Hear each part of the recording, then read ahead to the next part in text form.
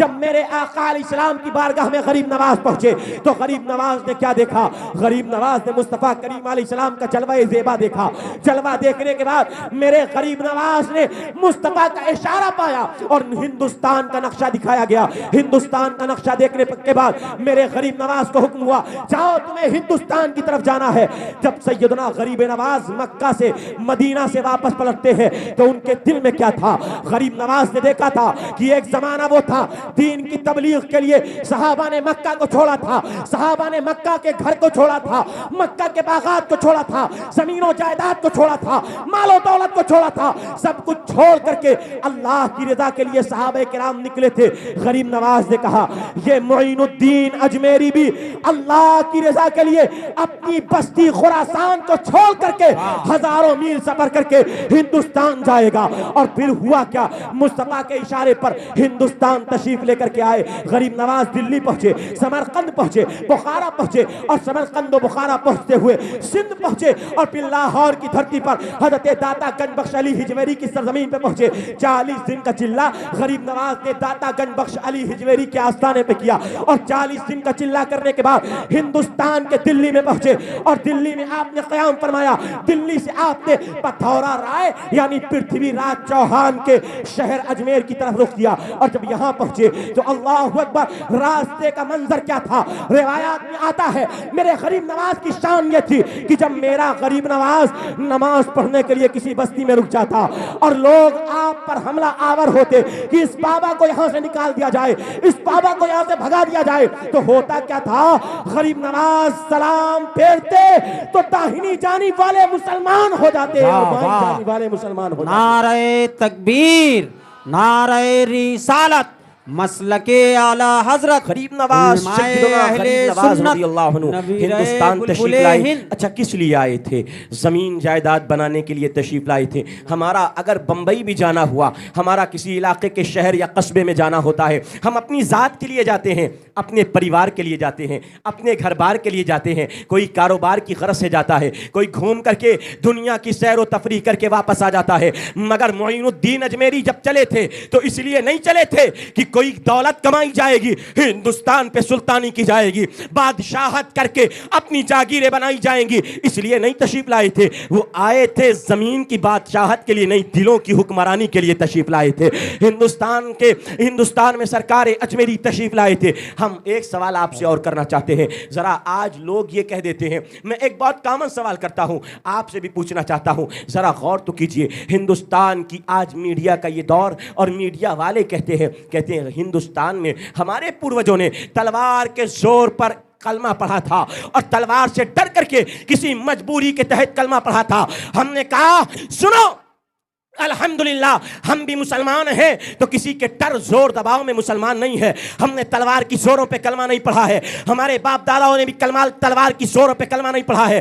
ہمارے باپ داداؤں نے دیکھا تھا, اور کیا دیکھا تھا؟ دیکھ لیا تھا حق کیا ہے, باطل کیا ہے, صحیح کیا ہے, غلط کیا ہے. ہمارے باپ داداؤں نے دیکھا تھا ایک طرف چھتری ہے, ایک طرف شودر ہے, ایک طرف اونچی ذات والا ہے, ایک طرف نیچی ذات والا ہے. ہمارے باپ داداؤں نے دیکھ لیا تھا اگر اس کے گھاٹ سے فلاں پانی پی لے گا تو فلاں پانی نہیں پی سکتا ہے, فلاں ذات کا آدمی اس گھاٹ سے پانی نہیں پی سکتا ہے. ہمارے باپ داداؤں نے دیکھ لیا تھا ان کے سماج میں کیا ہے کہ اگر کوئی موچ رکھ لے تو چل قلم ہو جائے, گھوڑی نہیں چڑھ سکتا ہے. ہم نے کہا جب تم نے یہ بھید بھاؤ پیدا کیا تھا, جب تم نے یہ دنیا میں نا انصافی اور عدل و انصاف کا قتل کیا تھا, عدل و انصاف کا گلا گھوٹا تھا, جب تم نے یہ ظلم و زیادتی کی تھی کہ اگر بیوہ تمہارے راستے سے نکل جاتی تھی تو تم کہتے تھے یہ بیوہ میرے راستے سے نکلی ہے, یہ بیوہ منحوس ہے, دن کا کام برا ہو جائے گا. جب تم نے وہ ستی جیسی نالائق رسم نکال کر کے جب عورتوں کو چتا پہ زندہ جلایا تھا, ہم نے کہا ذرا غور تو کیجئے,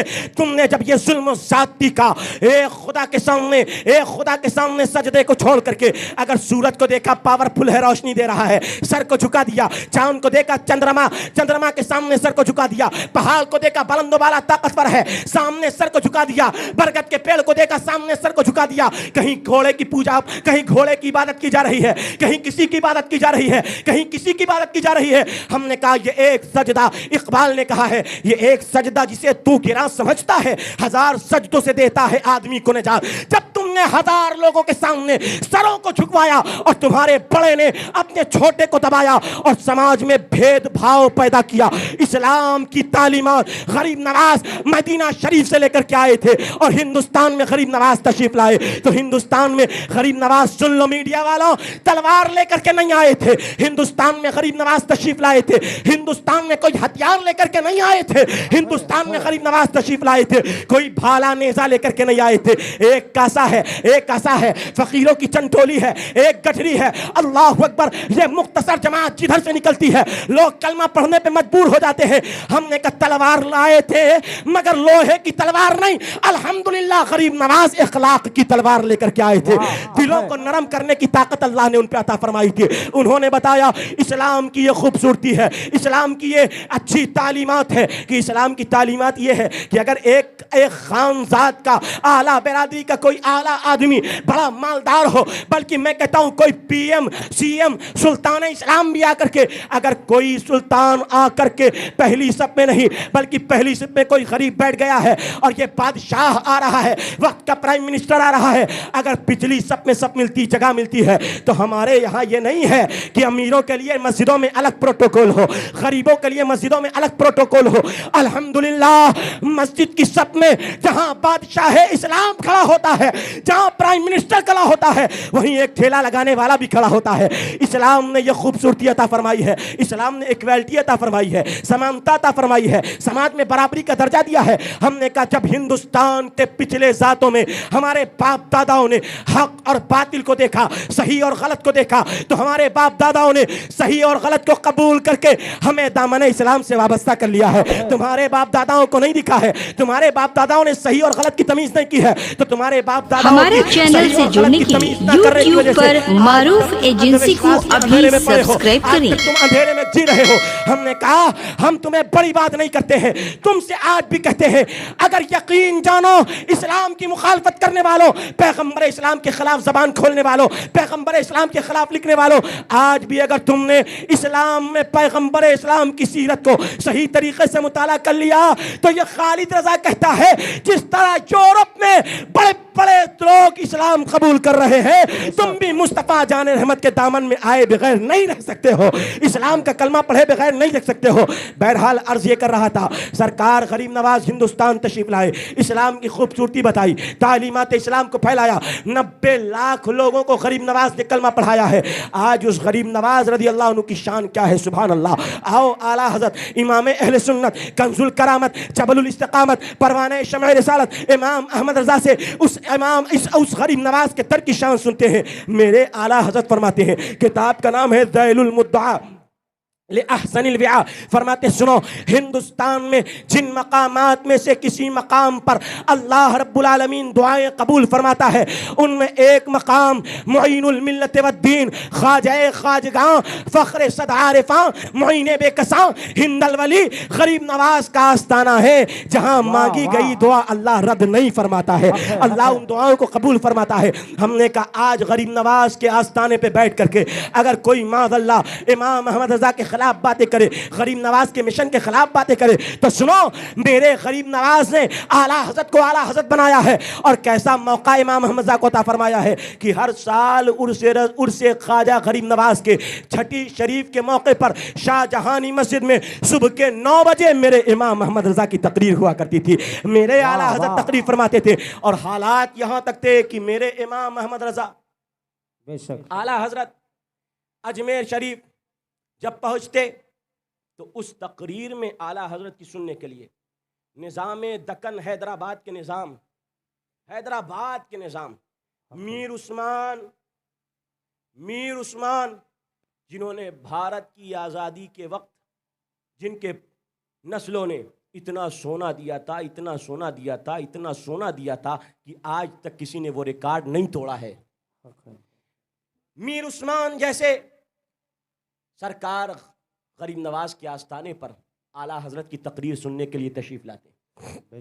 ایک مرتبہ اعلیٰ حضرت بریلی سے چلے, اور جب بریلی سے اجمیر ٹرین جاتی تھی, آج تو ڈائریکٹ جاتی ہے, مگر اعلیٰ حضرت کے زمانے میں یہ ٹرین چلتی تھی بریلی سے, اور بریلی سے چل کر کے پھلیرا جنکشن پہ پہنچتی تھی.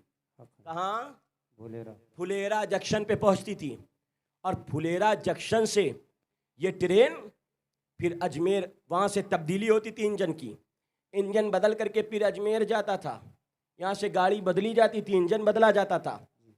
حضرات، ایک مرتبہ غریب نواز کی چھٹی شریف میں شرکت کی غرض سے میرے اعلیٰ حضرت اپنے سب مریدوں کے ساتھ، اپنے حلقہ احباب کے ساتھ اجمیر شریف عرس خواجہ غریب نواز میں شرکت کرنے کے لیے چلے، اور جب یہاں سے چلے راستے میں پھلیرا جنکشن پڑا۔ پھلیرا جنکشن پہ تقریباً 20-25 منٹ، آدھا گھنٹہ گاڑی رکتی تھی، کیونکہ انجن بدلا جاتا تھا۔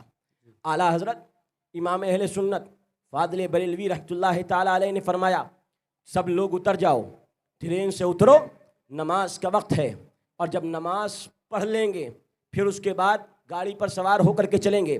اعلیٰ حضرت امام اہل سنت اترے، سب مریدوں سے فرمایا جاؤ وضو کرو، وضو کر کے آرام سے سب لوگ آئے۔